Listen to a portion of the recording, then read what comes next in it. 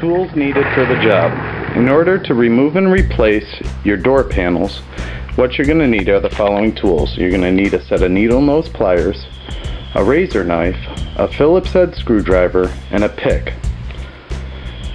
Also, whenever you buy a set of pre-assembled door panels from Fbodywarehouse, you're going to get the Fbodywarehouse exclusive door panel mounting kit. And what this has are all the clips and fasteners you're going to need to install your door panels quickly and easily at home without any hassle of having to find clips. It'll include everything you need to replace all of the mounting hardware on your door panels.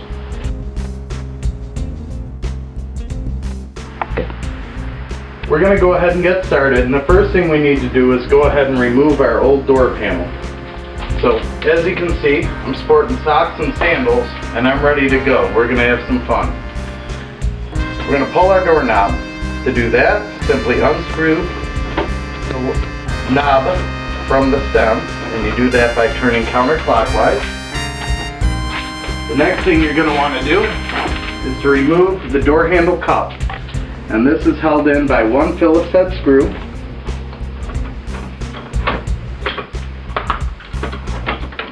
Slips right up and off. The next thing on the driver's side door only is going to be the remote side mirror bezel, and that's held in by two Phillips head screws also.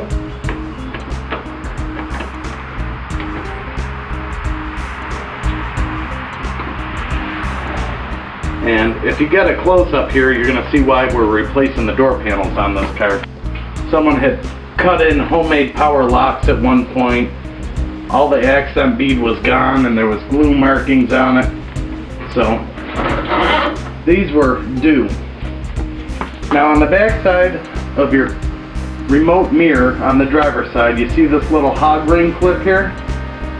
This holds this exterior trim plate onto the actual mechanism, and all you do, take your finger under, lift and tug, and then it pops right off. At that point, the actual mechanism, the trim plate comes right off. The last thing we're going to want to do is we're going to pull off our door armrest.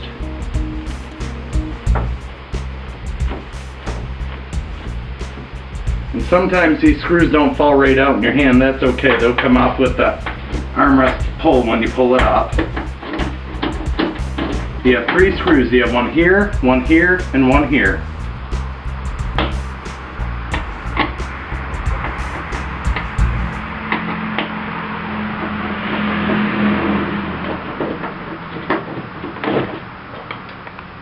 Okay. Now it's just to remove the actual door panel. Now, if your door panels are old, they'll probably just flop right off. But if they're in decent condition or the cardboard is still good and not all saturated, you're going to find you have a series of clips that retain it to the door. And you can pop those off with just a set of needle nose pliers. We do offer a tool for this. After a decade, I'm pretty used to just using needle noses and getting right in on them. All our side ones here, because these door panels had had water at one point, are already loosened off. And all we have left now are a few on this side. Get in here.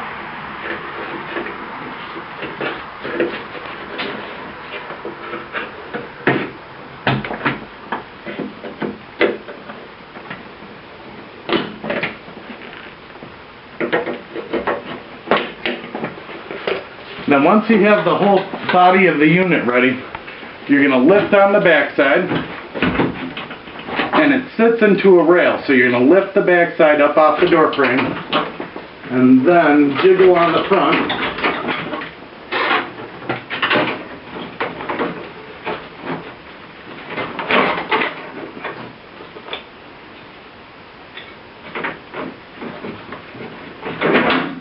And then the whole door panel comes up and off the car. I'll set this down here and we're going to show you on the back side. See all the water damage that this has gotten in the past? It was time to be replaced. So what we have now is our interior door frame. And you want to go through and make sure that all of your old hardware you pull off the unit. On this one, we've installed new plugs already. One thing to note when you get started here is right here you have your driver's side remote mirror bezel area that you're going to trim out. Now on the back side, we're going to go down to our old panel. On the back side, that's mounted to the door panel with a small retainer. And this retainer here, I'm just going to pull up and off. And as you can see on the back side, it has two retainer clips. Once we trim out our hole, we're going to be setting this in place here. And these are simply going to just, let me get it turned correctly. These are just going to set in here, and these little fish eyes here on the back side will hold it securely onto the panel. When you receive your pre-assembled door panels manufactured by PUI, note you're going to have these small tabs that you will need to trim out. These are the tabs that secure the door panel onto the lower frame of your door.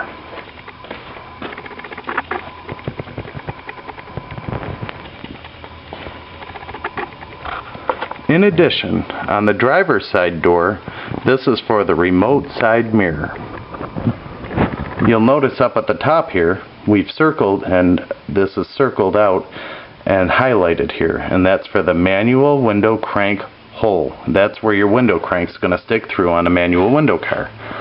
On a power window car, right here, same hole, will be for the power window crank hole covers. Just below that is the opening for your door handle cup. And then diagonally, you have a hole here, followed by a larger hole here, and here. You're going to have 3 holes for the armrest panel. Now as you see here, Miss Heather is starting to trim out these little pre-cut holes, and they're for the different clips and fasteners to secure onto the door. You can use a razor knife or a flat edge screwdriver to remove these.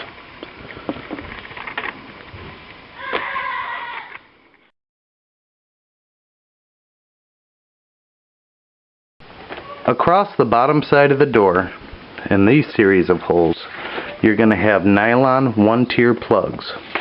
We've now installed all the inner perimeter hardware, and all of our clips are in place. We've also installed the side mirror bezel backer plate, and you see the screws where those screws on the outer side of the plate will screw into. Trimmed in our power window hole, door handle cup hole, and armrest.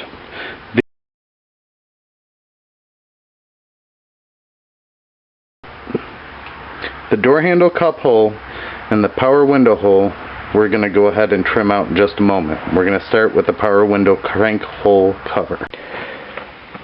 There's multiple layers to the door panel, so when you're trimming out this power window crank hole cover hole, you're going to have to cut through a couple layers of foam before you actually reach the vinyl. One thing we did notice is the stamped hole is slightly smaller than the actual perimeter studs on the Trans Am version of the power window crank hole cover. On the Camaro, there's just 2 small rabbit ears that fit in just like the remote side mirror bezel, but on the Trans Am it has a 3-point tower. So you're going to be trimming just a little bit larger.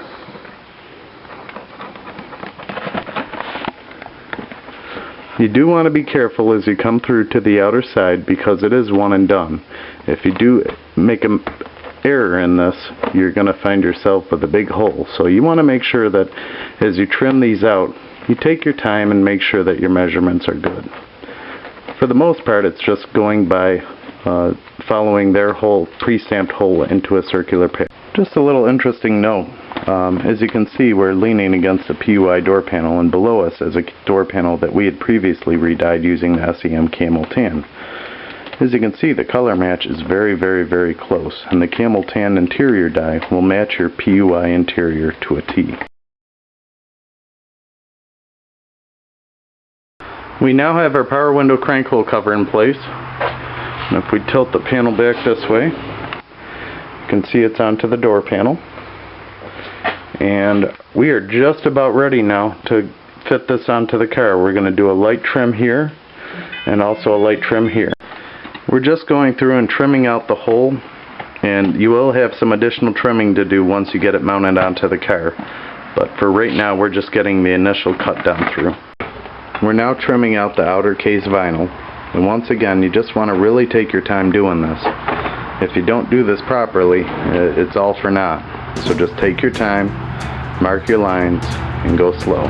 Now ready to put the door panel onto the car. We have all our holes stamped out, and we're going to go ahead and once again, you have to get into that top rail. So when you do the initial laydown, you're going to line up your lock stem hole.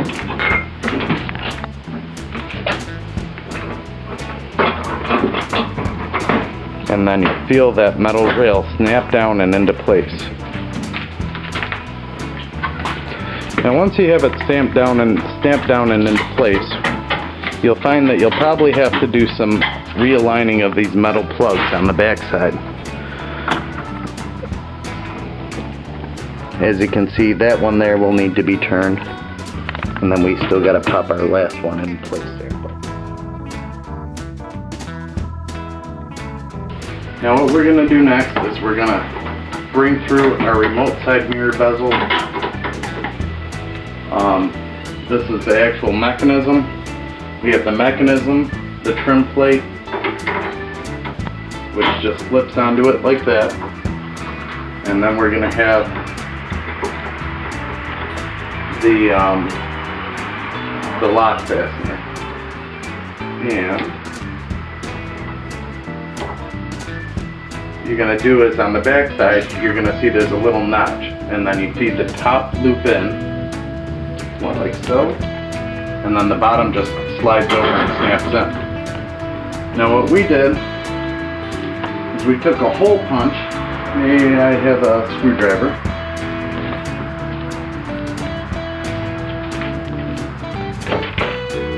We took a hole punch, and from the back side of where our holes are, we made a punch through the front of the vinyl, so we'll be able to line up pretty quickly and easily here, we hope. We're going to go back through our hole punch, kind of wallow it out some as we go until we line up and squeeze in.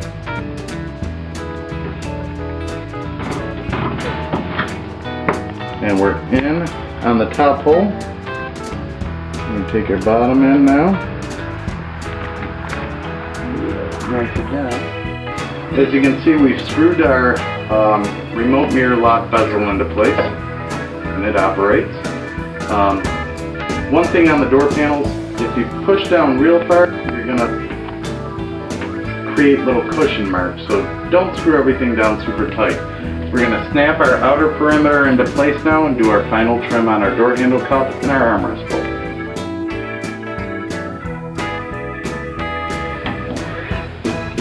Now we've gone through, and after some gentle persuasion, to say the least, we got all our clips lined up and mounted up.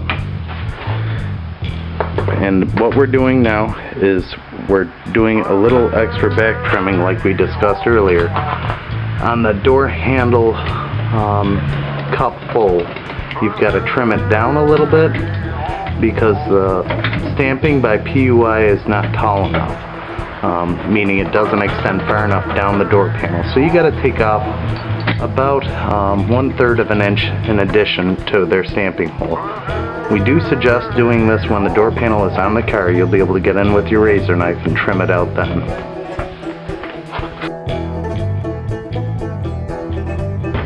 Now what we've done is we've gone and we've reinstalled our door armrest pull.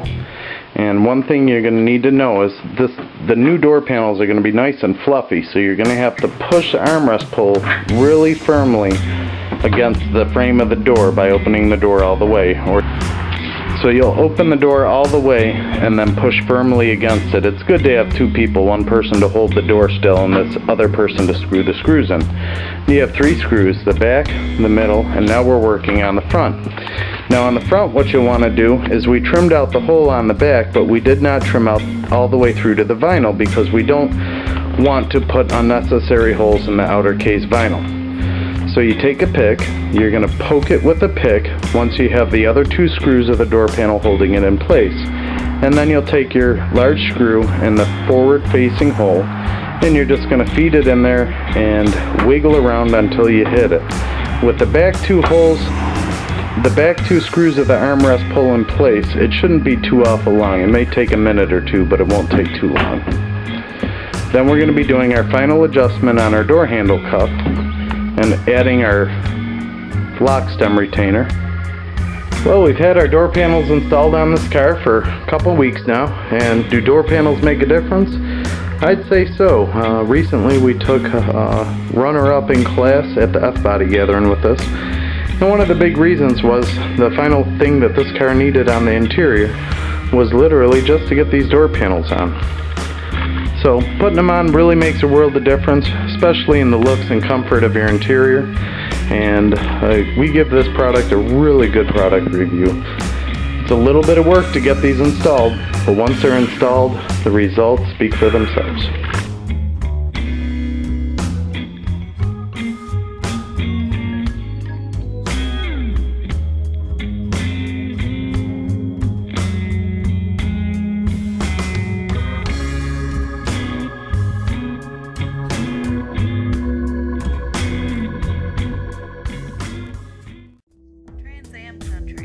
Welcome to the largest 1970 to 1981 Trans Am and Firebird owners group on the web. Message forum, tech information, and 4,500 members strong. transamcountry.com.